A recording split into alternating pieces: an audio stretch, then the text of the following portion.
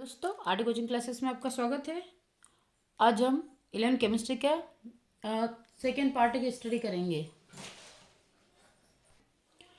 इसमें प्रश्न है निम्नलिखित में सार्थक अंकों की संख्या बताइए। पहला प्रश्न, तो हम सार्थक सबसे पहले हम देखेंगे कि सार्थक अंक होते क्या है, उसके बाद सार्थक अंकों को बनाना सीखेंगे। यह आपका 2 नंबर के लिए आता है। अब हम बात करते हैं परिभाषा की। सार्थक अंक की परिभाषा, सार्थक अंक, ठीक है, सिग्निफिकेंट फीचर। तो जब हम किसी माप या, अब सार्थक अंक की परिभाषा की बात करते हैं। तो जब हम किसी माप या प्रयोगात्मक मान को लिखते हैं तो हर अंक उस माप की सटीकता बताता है। इन्हीं अंकों को सार्थक अंक कहा जाता है। अगर परिभाषा की बात करें तो किसी मापित संख्या में वे सभी अंक जो उसकी सटीकता बताते हैं उन्हें सार्थक अंक कहते हैं। ये आपकी परिभाषा हो गई, आप लिख सकते हैं। अब सार्थक अंकों के हम कुछ नियम देखते हैं।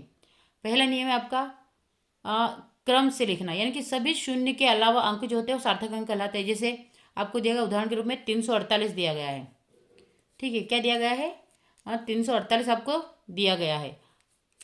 अब इसमें कितने सार्थक अंक है, तो आपके पास 3 सार्थक अंक है। फिर नेक्स्ट आता है आपको अंकों के बीच आने वाले सार्थक अंक, है ना, यानी कि 2 अंकों के बीच आने वाले सार्थक अंक। तो इसमें आता है आपका 20-45, तो इसमें कितने हैं, तो 4 सार्थक अंक है। फिर नेक्स्ट आता है दशमलव के बाद आने वाले सार्थक अंक। तो इसमें आते हैं आपके 2.30, मतलब कितने, 3 सार्थक अंक है। फिर चौथा आता है दशमलव के पहले आने वाले प्रारंभिक शून्य सार्थक अंक नहीं होते। अगर दशमलव के पहले कोई शून्य आता है तो उसे सार्थक अंक नहीं माना जाता। मान लीजिए हमें दिया गया है 0.0045, तो इसमें कितने सार्थक अंक, सिर्फ 2, क्योंकि 0 को हम नहीं सार्थक अंक नहीं मानेंगे। इसके बाद आता है आपका बिना दशमलव के अंत में आने वाले शून्य सार्थक अंक नहीं माने जाते, यानी कि बिना दशमलव के अंत में आने वाले शून्य सार्थक अंक नहीं माने जाते हैं।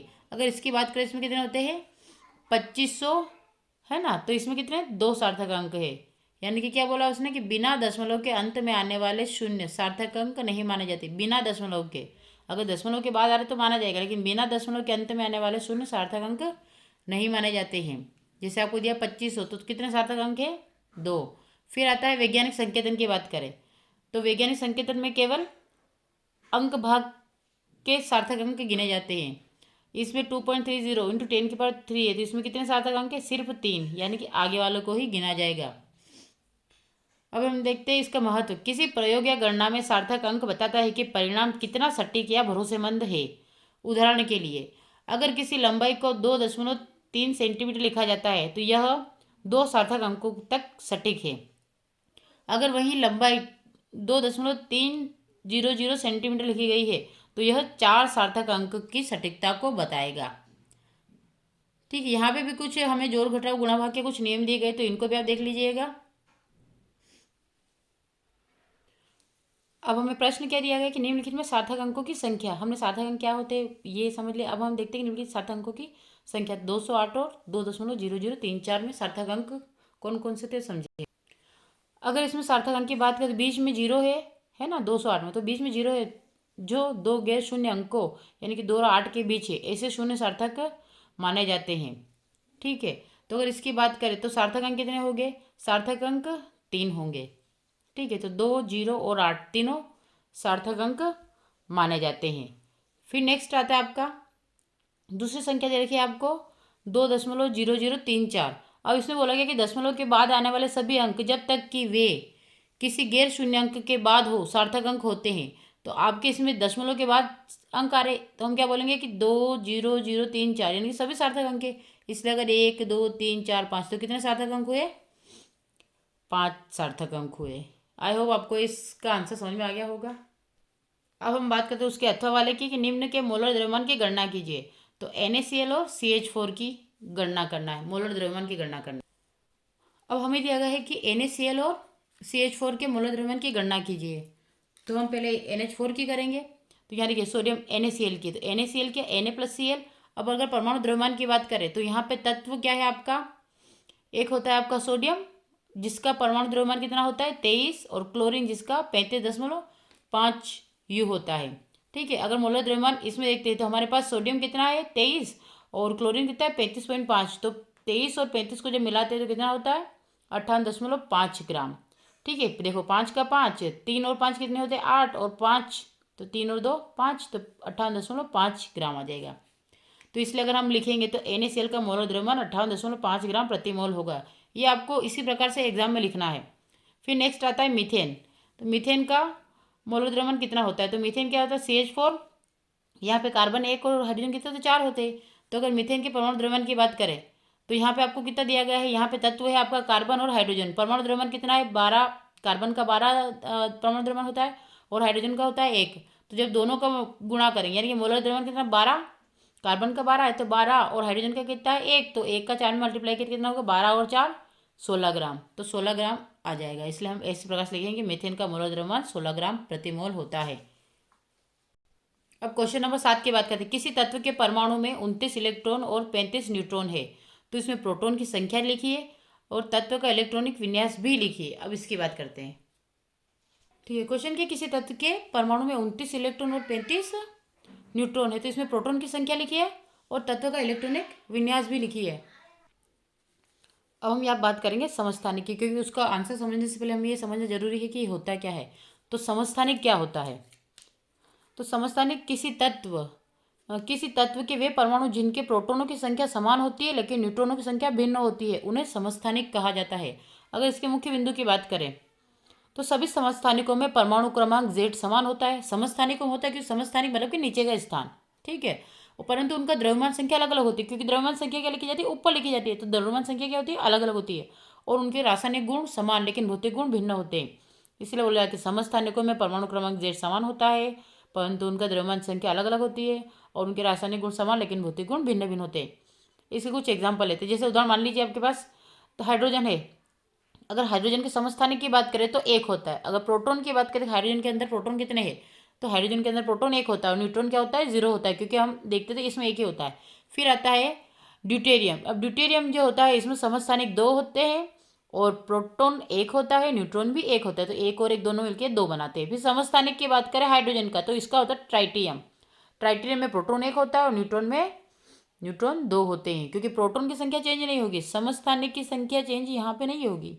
तो हाइड्रोजन 1 हाइड्रोजन 1 हाइड्रोजन 1, तो प्रोटॉन की संख्या सब में 1 होगी लेकिन न्यूट्रॉन की संख्या चेंज होगी। अब कार्बन की बात करें तो कार्बन में कितने हैं 12, तो कार्बन का होता है 6, तो 12 13 14, तो यहाँ पे कार्बन में प्रोटॉन की संख्या हमेशा 6 ही रहेगी, चेंज नहीं होगी। इसमें न्यूट्रॉन की संख्या चेंज हो रही है। अगर यहाँ पे प्रोटॉन 6 है तो न्यूट्रॉन 6 है, अगर प्रोटॉन 6 है तो न्यूट्रॉन 7 है, अगर प्रोटॉन 6 है तो न्यूट्रॉन 8 हो जाएंगे। आपका ये चेंज नहीं होगा। इसलिए अगर 12 में से 6 गया तो आपका 6 बचा, अगर 13 में से 7 गया तो 6 बचा, अगर 14 में से 8 गया तो भी 6 ही बचेगा। अब हम बात करते हैं हमारे प्रश्न कॉपर की। तो यहाँ पे 63 कॉपर दे रखा है। अगर यह इसका परमाणु क्रमांक 29 होता है, उसने ये बोला है कि परमाणु में 29 इलेक्ट्रॉन और 35 न्यूट्रॉन है, तो 29 में आपको 35 को जोड़ देना है। जब 29 और 35 को प्लस करेंगे तो कितना होगा 9 और 4, ठीक है ना। तो 9 और 5 कितना होता है आपका, अगर आप 9 और 5 को जोड़ते हैं, ठीक है, यानी कि 35 को जोड़ रहे हैं तो आपको 14 और कितना होगा 64, तो कितना आ रहा है आपका ये 64 आएगा। वैसे ही अगर इसकी बात करें तो यहाँ पे ये 65 दे रखा है। अब इसमें देखो तो ये 29 का 29, यहाँ पे 34 भी हो सकता है और आपका क्या हो सकता है 36 भी हो सकता है। अब इसकी विशेष तथ्य की बात करें तो विशेष जानकारी अगर प्रोटॉन के बाद तो सामान्य हाइड्रोजन होता है, इसमें थोड़ा सा भारी हाइड्रोजन हो जाता है। अगर इसकी बात करें तो रेडियोधर्मी हो जाता है, ठीक है, होता है लेकिन क्या हो जाएगा रेडियोधर्मी हो जाएगा, है ना। और फिर आ जाएगा इधर अगर 6 7, तो इधर कार्बन की बात करें तो ये भी रेडियोधर्मी होता है। और अगर इधर बात करें तो ओसन 35 न्यूट्रॉन होते हैं। अब आपको ये भी देख लिया इनका प्रयोग कहाँ होता है, तो रेडियो आइसोटोप जैसे कार्बन और आयोडीन 131 का प्रयोग चिकित्सा पुरातत्व और कृषि विज्ञान में किया जाता है, ठीक है। अब अगर इसका याद रखने का एक सूत्र याद रख लीजिएगा कि न्यूट्रॉन बराबर द्रव्यमान संख्या और माइनस परमाणु क्रमांक, ये दोनों याद रखना, न्यूट्रॉन बराबर द्रव्यमान संख्या माइनस परमाणु क्रमांक। तो इससे आपका पूरा आंसर सेट हो जाएगा। आई होप आपको अच्छे से समझ में आ गया होगा। और इसकी बात करते इसके लिए हम देख लेते हैं कि इसका इलेक्ट्रॉनिक विन्यास और दोनों। अब हम यहाँ पे दिया गया प्रोटॉन की संख्या कितनी 29 है, इलेक्ट्रॉन की संख्या तो 2 8 18 1, यानी इलेक्ट्रॉनिक विन्यास हो गया। तो ये क्या आ जाएगा तांबा या कॉपर, ये आपका आंसर हो जाएगा। तो आपको आंसर में लिखना क्या है, ये 2 नंबर के हिसाब से लिख देंगे कि प्रोटॉन की संख्या 29 है, क्योंकि तटस्थ परमाणु में प्रोटॉन और इलेक्ट्रॉन बराबर होते हैं। और अगर इलेक्ट्रॉनिक विन्यास की बात करें तो 2 8 मतलब 10, और 8 कितने 10 होते हैं 20, और 8 28, और 1 29। और यह संक्षिप्त रूप में बोल रहे तो AR यानी कि 18, 3D10, 4S1, ये कॉपर का हो जाएगा। अब आपका नेक्स्ट प्रश्न दे रखा है इसके अथवा का, क्योंकि अभी हमने क्या कौन सा किया था, 7वां किया था ना। 7वें का अब 8वें की बात करते हैं कि निम्नलिखित नाभिकों में उपस्थित प्रोटोनों और न्यूट्रॉनों की संख्या लिखिए, यानी कि इसमें प्रोटॉन और न्यूट्रॉन की संख्या कितनी है। तो अगर इधर आयरन की बात करें तो इधर इसमें प्रोटॉन कितने 56 और न्यूट्रॉन कितने, ठीक है। तो इसमें से माइनस करने पर हमारे न्यूट्रॉन निकल जाएंगे। वैसे अगर इधर प्रोटॉन की बात करें तो 12, और इधर अगर न्यूट्रॉन की बात करें तो 24 में से 12 गए तो 12 बचेंगे। तो हम इसको भी देख लेते हैं आपके आंसर के क्रम में। तो आपका प्रश्न है निम्न तत्वों में न्यूट्रॉन और प्रोटॉन की संख्या लिखिए। तो आपका सबसे पहले क्या आएगा, आयरन, और उसके बाद क्या है, मैग्नीशियम। तो दोनों में हम देख लेते हैं कि आपका किस में, अगर इसके अब उत्तर लिख लीजिए। आयरन का होता है सबसे पहले, ठीक है। तो इसमें आयरन का होता है परमाणु क्रमांक 26, और द्रव्यमान संख्या कितनी होती है 56 होती है। तो इसमें अगर प्रोटॉन की संख्या देखिए तो प्रोटॉन कितना है 26, और न्यूट्रॉन कितना है, तो A-Z बराबर कितना था 30। तो अगर इससे आपको न्यूट्रॉन की संख्या पूछे तो आपके माइनस करने पर आपका न्यूट्रॉन की संख्या निकल जाएगी। वैसे ही तो क्या आएगा, प्रोटॉन 26 और न्यूट्रॉन 30। अब हम बात करते हैं मैग्नीशियम की। अब मैग्नीशियम में परमाणु क्रमांक कितना होता है, 12 होता है, और द्रव्यमान संख्या कितनी होती है 24 होती है। अगर इसमें बात करें तो प्रोटॉन Z बराबर 12 होता है, और न्यूट्रॉन होता है A-Z बराबर 24 - 12 बराबर कितना हो गया 12। फिर आता है प्रोटॉन बराबर 12 और न्यूट्रॉन बराबर 12, ठीक है। अब इसका अंतिम आंसर देख लेते हैं। आपके साथ कुछ नहीं करना है, खाली इसको सेट करना है कि तत्व आता आपका आयरन था, परमाणु क्रमांक 26 था, द्रव्यमान संख्या की 56 थी। वैसे तत्व मैग्नीशियम की बात करें तो आपका परमाणु क्रमांक 12 था, द्रव्यमान संख्या कितनी थी 24 थी। तो बस आपको माइनस करना था और कुछ नहीं। आपने माइनस करा तो प्रोटॉन कितना आया 26, और न्यूट्रॉन 30 आया, और प्रोटॉन यानी कि 12 24 में से 12 गया तो आपका न्यूट्रॉन आया। ये आपका फाइनल आंसर है। अब हम देखते हैं नेक्स्ट क्वेश्चन, डोबे-राइनर का त्रिक नियम स्पष्ट कीजिए। तो डोबे-राइनर का त्रिक नियम क्या होता है, हम देखते हैं कि डोबे-राइनर का त्रिक नियम होता क्या है। 1829 में डोबे-राइनर ने तत्वों को उनके परमाणु के आधार पर 3 के समूहों में बांटा था। इसे ही डोबे-राइनर का त्रिक नियम कहते हैं। अब इस नियम के जो रूल थे वो देखते हैं कि किसी त्रिक में मध्यम तत्व का परमाणु द्रव्यमान पहले और तीसरे तत्व के परमाणु द्रव्यमान का औसत होता है। क्या बोला उसने कि किसी त्रिक मध्यम तत्व का परमाणु द्रव्यमान पहले और तीसरे तत्व के परमाणु द्रव्यमान का औसत होता है। एग्जाम्पल देखते हैं। तो आपको त्रिक दिया है, तत्व दिया है, परमाणु द्रव्यमान दिया है। अब त्रिक के हिसाब से क्षार धातु दिया है, क्षार धातु यानी कि आपका लिथियम है, सोडियम, पोटेशियम। तो लिथियम का होता है 7, सोडियम का होता है 23, और पोटेशियम का होता है 39। अब तीनों का कॉम्बिनेशन बनाते हैं। तो अगर हम बात करें तो आपका 7 और 39 कितने होते हैं, और जो होते हैं उसको 2 से भाग दे देते हैं तो ये आ जाएगा। तो 7 + 39 को जोड़ा तो 39 में अगर आपने 7 जोड़े तो कितना हो जाएगा, डायरेक्टली जोड़ लीजिए आप, कितना होगा, कितना होगा 46। और 46 को जब 2 से डिवाइड करेंगे तो 23, क्योंकि 23 दूनी 46। तो आपका क्या आ जाएगा, और ये जो होता है ये सोडियम का परमाणु द्रव्यमान होता है, ठीक है। तो आपको खाली 2 अंक के लिए इस प्रकार से लिखना है। क्या लिखेंगे आप कि डोबे-राइनर के अनुसार किसी, है ना, डोबे-राइनर के अनुसार किसी त्रिक के मध्य तत्व का परमाणु द्रव्यमान पहले और तीसरे तत्व के परमाणु द्रव्यमान के औसत के बराबर होता है। उदाहरण लिथियम 7, सोडियम 23 और पोटेशियम 39 होता है। तो ये आपका फाइनल आंसर हो जाएगा। आपको साथ में इसका एक एग्जाम्पल देना है, ये वाला एग्जाम्पल, ठीक है। तो ये आप इस प्रकार से 7 + 39/2 करके 23 निकाल के बता दीजिएगा। ये आपका फाइनल आंसर हो जाएगा। अब बात करते हैं नेक्स्ट क्वेश्चन की। अगला प्रश्न है मेंडलीव की आवर्त सारणी के कोई 2 गुण लिखिए। मेंडलीव की आवर्त सारणी के कोई 2 गुण लिखिए। तो हम इसको सोल्व करते हैं। यहाँ पे इसके आपके आंसर दे गए मेंडलीव के। इसमें कि 2 गुण है। तो पहला गुण है कि तत्वों को उनके गुणों के अनुसार सही ढंग से वर्गीकृत किया गया है, और नए तत्वों की खोज की भविष्यवाणी की गई है। तभी तो उसमें पीरियोडिक टेबल में आपको ब्लॉक मिलते हैं, खाली जगह मिलती है। तो वो उसने भविष्यवाणी की थी कि भविष्य में नए तत्वों की खोज होगी जो इनके गुणों से मिलते जुलते रहेंगे। इसलिए पहला क्या बताया कि तत्वों को उनके गुणों के अनुसार सही ढंग से वर्गीकृत किया गया और नए तत्वों की खोज की भविष्यवाणी की गई। ये बताता है आपका मेंडलीव का नियम। फिर नेक्स्ट है आपका क्वेश्चन नंबर 9, क्या कारण है कि जल एक द्रव है जबकि H2S एक गैस है। अब इसका आंसर देख लेते हैं हम। आपका क्वेश्चन नंबर 9 का आंसर होगा कि जल H2O द्रव है क्योंकि उसमें मजबूत हाइड्रोजन बंध होते हैं, जबकि H2S गैस है क्योंकि उसमें हाइड्रोजन बंध नहीं होते, केवल कमजोर वांडरवाल्स बल होते हैं। तो हम इसको भी विस्तार से सीख लेते हैं, लेकिन आपको अगर 2 नंबर के लिए पूछा तो आप इतना लिख देंगे, आपका आंसर सफिशियंट होगा। जल द्रव है क्योंकि उसमें मजबूत हाइड्रोजन बंध होते हैं, जबकि H2S गैस है क्योंकि उसमें हाइड्रोजन बंध नहीं होते, केवल वांडरवाल्स बल होते हैं। अब इसको हम समझ लेते हैं, बाकी आपको लिखना खाली इतना ही आंसर है। तो सबसे पहले हम बात करते हैं हाइड्रोजन बंध की, कि हाइड्रोजन बंध होता है क्या। तो जल में सबसे बड़ा कारण यही है कि यह द्रव होता है। ठीक है, जल सबसे पहले क्या होता है कि सबसे बड़ा कारण यह है कि यह द्रव होता है। ऑक्सीजन बहुत विद्युत ऋणात्मक तत्व है, इसलिए यह हाइड्रोजन से मजबूत हाइड्रोजन बंध द्वारा बनाता है, यानी कि इसलिए हाइड्रोजन से मजबूत हाइड्रोजन बंध बनाता है। फिर आता है एक H2O अणु। ठीक है, एक H2O अणु अपने आसपास के 4 अन्य जल अणुओं से हाइड्रोजन बंध बना सकता है। तो 2 दाता और 2 ग्राही, इससे जल के अणु एक दूसरे से चिपके रहते हैं।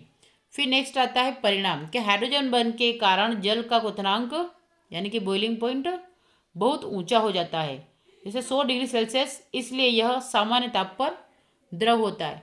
फिर आता है कमजोर अंत अणुक बल H2S में, क्योंकि उसमें हाइड्रोजन बंध स्ट्रॉन्ग रहता है, प्रबल रहता है। अब इसकी बात करें कि कमजोर अंत अणुक बल यानी कि H2S में कमजोर क्यों होता है, तो H2S में सल्फर की विद्युत ऋणात्मकता ऑक्सीजन से बहुत कम है, इसीलिए हाइड्रोजन बंध नहीं बनते, केवल वांडरवाल्स बल होते हैं जो बहुत कमजोर होते हैं। ठीक है, तो ये आपको इसमें आगे, अब हम आगे बात करते हैं अगर इसके सार लेखन की बात करें। ठीक है, तो हम इसको भी देख लेते हैं। आपका के क्या बोला गया इसमें, कि जो केंद्रीय परमाणु होता है H2S होता है। अब इसमें अगर केंद्रीय परमाणु की बात करें तो H2S में क्या है, ऑक्सीजन, और इसमें क्या आपका सल्फर। विद्युत ऋणात्मकता की बात करें तो हाइड्रोजन जल की अधिक होती है और H2S की कम होती है, क्योंकि जल की कितनी होती है 3.5 और इसकी कितनी होती है 2.5 होती है। हाइड्रोजन बंध की बात करें तो जल में हाइड्रोजन बंध होता है और हाइड्रोजन सल्फाइड में नहीं होता है। फिर अंतरणुक बल की बात करें, अंतरणुक बल की बात करें तो हाइड्रोजन में मजबूत होता है और इसमें कमजोर होता है। अगर क्वथनांक की बात करें 100 डिग्री सेल्सियस होता है इसका, और इसका -60 डिग्री सेल्सियस होता है। सामान्य अवस्था में जल क्या होता है, द्रव होता है, और ये क्या होता है, गैस होता है। आई होप आपको ये पूरा आंसर अच्छे समझ में आ गया होगा। तो आपको आंसर कितना लिखना है, खाली ये लिखना है कि जल H2 द्रव है क्योंकि उसमें मजबूत हाइड्रोजन बंध होते हैं, और H2S गैस है क्योंकि उसमें हाइड्रोजन बंध नहीं होते, केवल वांडरवाल्स बल होते हैं। अगला क्वेश्चन है द्विध्रुव आघूर्ण को परिभाषित कीजिए। द्विध्रुव आघूर्ण को परिभाषित कीजिए, तो हम ये वाला क्वेश्चन देखते हैं 9th का। अथवा अब द्विध्रुव आघूर्ण क्या होता है, तो जब किसी अणु में धनात्मक और ऋणात्मक आवेशों के केंद्र एक स्थान पर न हो तो अणु में एक द्विध्रुव बनता है। इस द्विध्रुव की शक्ति को द्विध्रुव आघूर्ण कहते हैं। क्या बोला गया है कि जब किसी अणु में धनात्मक और ऋणात्मक यानी कि पॉजिटिव और नेगेटिव आवेशों के केंद्र एक स्थान पर न हो तो अणु में एक द्विध्रुव बनता है, और इस द्विध्रुव को की शक्ति को द्विध्रुव आघूर्ण कहते हैं। अब हम परिभाषा की बात करें, आपसे एग्जाम में परीक्षा परिभाषा ही पूछा गया, तो क्या होगा कि किसी अणु में आवेश और उनके बीच की दूरी के गुणनफल को द्विध्रुव आघूर्ण कहते हैं। किसी अणु में आवेश Q और उनके बीच की दूरी R के गुणनफल को द्विध्रुव आघूर्ण कहते हैं। अगर इसके सूत्र की बात करें तो सूत्र क्या होगा, mu is equal to cube into R, और इसकी इकाई होती है डी/, क्या होती है इसकी इकाई, डी/। तो आप इतना आंसर लिख देंगे तो आपका काफ़ी होगा, और इसमें अगर थोड़ा सा और बढ़ाना चाहे तो आप ये बढ़ा सकते हैं अगर आप लिखने में इंटरेस्टेड है। तो HCl अणु में हाइड्रोजन बंध पर आंशिक धन आवेश यानी कि डेल पॉजिटिव, और क्लोरीन पर आंशिक ऋण आवेश डेल नेगेटिव होता है, इसलिए उसमें द्विध्रुव आघूर्ण होता है। आई होप आपको समझ में आ गया होगा। तो आप इतना क्वेश्चन का आंसर लिख लेंगे तो भी सफिशियंट है। अब हम बात करते हैं क्वेश्चन नंबर 10 की। एंथैल्पी परिभाषित कर उसका गणितीय व्यंजक लिखिए। अब आपका क्वेश्चन है कि एंथैल्पी को परिभाषित कर इसका गणितीय व्यंजक लिखिए, तो आप ये लिख ले 2 नंबर के लिए। तो हम लिखते हैं एंथैल्पी की परिभाषा। क्या होती है एंथैल्पी की परिभाषा, किसी तंत्र की कुल ऊष्मीय ऊर्जा को जो उसकी आंतरिक ऊर्जा U और दाब P तथा आयतन V के गुणनफल के योग के बराबर होती है, एंथैल्पी कहलाती है। अगर इसकी परिभाषा की बात करें तो एंथैल्पी वह ऊष्मा है जो किसी तंत्र के स्थिर दाब पर होने वाले परिवर्तन में अवशोषित या उत्सर्जित होती है। तो जो एंथैल्पी होती है वो तंत्र में दाब स्थिर रखने पर उसमें होने वाले परिवर्तन में अवशोषित या उत्सर्जित ऊर्जा होती है। अगर इसके गणितीय व्यंजक की बात करें तो ये आएगा आपका H = U+PV, जहाँ पर इन सबको बताया गया है। H हम जानते हैं, H क्या होता है, एंथैल्पी होता है। U होता है आंतरिक ऊर्जा, P दाब को बताता है ना, और आपका V क्या बताता है, आयतन को। तो परिवर्तन के लिए अगर हम बात करें तो आपका पूरा क्या हो जाएगा कि ΔH = ΔU+P ΔV, है ना। यानी स्थिर दाब पर एंथैल्पी परिवर्तन बराबर आंतरिक ऊर्जा परिवर्तन प्लस दाब गुणित आयतन में परिवर्तन। तो आप इसका इतना आंसर लिख देंगे, आपके लिए सफिशियंट होगा। तो आप यहाँ पे एंथैल्पी की परिभाषा देंगे, उसके बाद यहाँ पे परिभाषा को लिखेंगे आपको जो उचित लगे, फिर गणितीय व्यंजक हो जाएगा, फिर उसको बताया गया है कि किस प्रकार से होता है, फिर परिवर्तन के लिए दिया गया है। यहाँ तक आप कर लीजिएगा, आपका आंसर कंप्लीट। नेक्स्ट क्वेश्चन है क्वेश्चन नंबर 10 का, अथवा आंतरिक ऊर्जा की परिभाषा लिखिए। क्या क्वेश्चन है, आंतरिक ऊर्जा की परिभाषा लिखिए। तो अब इसको देख लेते हैं हम क्या होता है। ये अभी आपका 2 अंक के लिए पूछा गया। तो आंतरिक ऊर्जा की परिभाषा क्या होती है, किसी तंत्र के सभी अणुओं की गतिज ऊर्जा यानी कि कंपन, घूर्णन, स्थानांतरण और स्थितिज ऊर्जा, अणुओं के बीच बलों के कारण का योग ही उस यंत्र की या तंत्र की आंतरिक ऊर्जा कहलाती है। अगर संक्षेप में बोले तो तंत्र के सभी कणों की कुल ऊर्जा को आंतरिक ऊर्जा कहते हैं। क्या लिखेंगे, तंत्र के सभी कणों की कुल ऊर्जा को आंतरिक ऊर्जा कहते हैं। ये शॉर्ट में लिखना चाहे तो आप लिख सकते हैं। अगर इसके हिसाब से किसी तंत्र के सभी अणुओं की गतिज ऊर्जा, कंपन, घूर्णन, स्थानांतरण और स्थितिज ऊर्जा, अणुओं के बीच बलों के कारण का योग ही उस तंत्र की आंतरिक ऊर्जा कहलाती है। और संक्षेप में मैं बोल रही तो आप लिख लीजिएगा कि तंत्र के सभी कणों की कुल ऊर्जा को आंतरिक ऊर्जा कहते हैं। ये आपका 10वें का अथवा हो जाएगा। अब आपका 11वां प्रश्न है, हक्कल नियम लिखिए। तो हक्कल का नियम क्या था, हक्कल नियम लिख लेते हैं हम। अब हम देखते हैं कि हक्कल का नियम क्या होता है। अगर लिखना था आप इतना ही लिखेंगे कि किसी चक्रीय, समतलीय और पाई इलेक्ट्रॉनों से निरंतर संयोग रखने वाले एकल चक्र यौगिक के लिए यदि पाई इलेक्ट्रॉनों की संख्या 4n+2 जहाँ n = 0, 1, 2 हो तो यौगिक सुगंधित होता है। इसे हक्कल का नियम कहते हैं। अब हक्कल के नियम के कुछ गुण देख लेते हैं। अब हक्कल का नियम तभी लागू होता है जब यौगिक में ये शर्तें पूरी हो। चक्री, परमाणु एक वृत्ताकार चक्र बनाते हैं। दूसरा समतली, तो पूरे छल्ले के परमाणु एक ही समतलता में हो ताकि पी ऑर्बिटल्स अच्छी तरह ओवरलैप कर सके। निरंतर समविकरण, प्रत्येक छल्ले का परमाणु कम से कम एक पी ऑर्बिटल दे रहा हो, कोई sp3 बाधित स्थान नहीं। और फिर पाई इलेक्ट्रॉन की संख्या 4n+2, तभी स्थिरता और सुगंधित मिलती है। ये आपका हो गया। तो आपको इसमें से जो आपको उचित लगे उस हिसाब से आंसर लिख लीजिएगा। अब 11 का अथवा एरोमेटिकता से क्या समझते हैं, तो आप इसको भी समझ लेते हैं कि एरोमेटिकता से क्या समझते। तो एरोमेटिकता से क्या है, किसी चक्रीय, समतली और पाई इलेक्ट्रॉनों से निरंतर संयुग्मित अणु की वह विशेष स्थिरता है जो सामान्य यौगिकों की अपेक्षा अधिक होती है, उसे एरोमेटिकता कहते हैं। क्या होता है, किसी चक्रीय, समतली और पाई इलेक्ट्रॉनों से निरंतर संयुग्मित अणु की वह विशेष स्थिरता है जो सामान्य यौगिकों की अपेक्षा अधिक होती है, उसे एरोमेटिकता कहते हैं। अगर इसकी परिभाषा की बात करें तो चक्री, समतली तथा निरंतर संयुग्मित यौगिकों जिनमें 4n+2 पाई इलेक्ट्रॉन होते हैं वे विशेष स्थिरता प्रदर्शित करते हैं। इस गुण को एरोमेटिकता कहते हैं।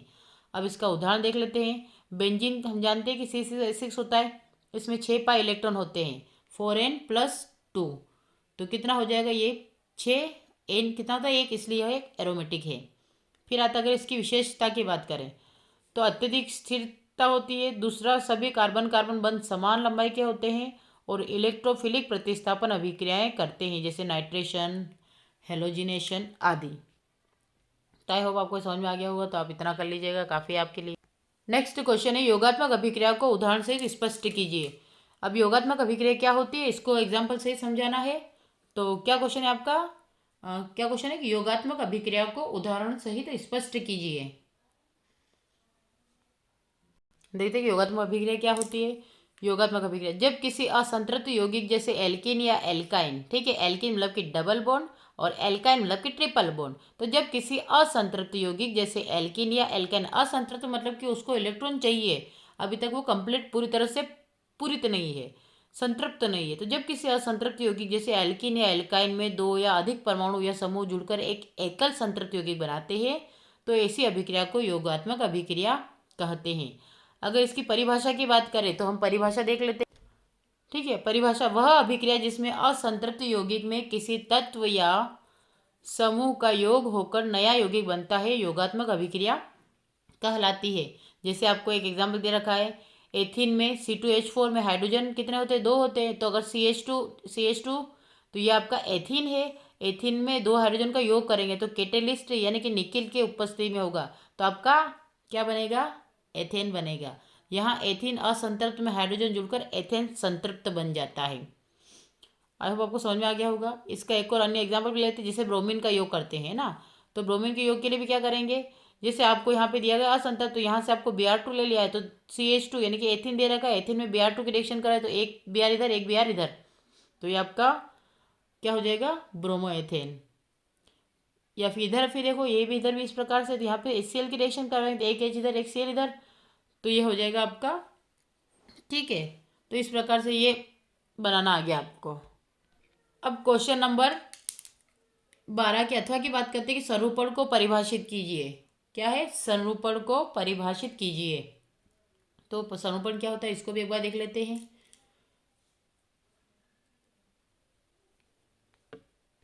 अगर संरूपण को देखें तो जब दो या दो से अधिक यौगिकों का आणविक सूत्र तो समान हो परंतु उनकी संरचना या परमाणुओं की व्यवस्था भिन्न हो, तो उस गुण को संरूपण कहते हैं और ऐसे यौगिक को संरूप कहा जाता है। परिभाषा देखते हैं, वे यौगिक जिनका आणविक सूत्र समान लेकिन संरचना या स्थानिक व्यवस्था भिन्न हो उन्हें संरूप कहते हैं। इस गुण को संरूपण कहते हैं।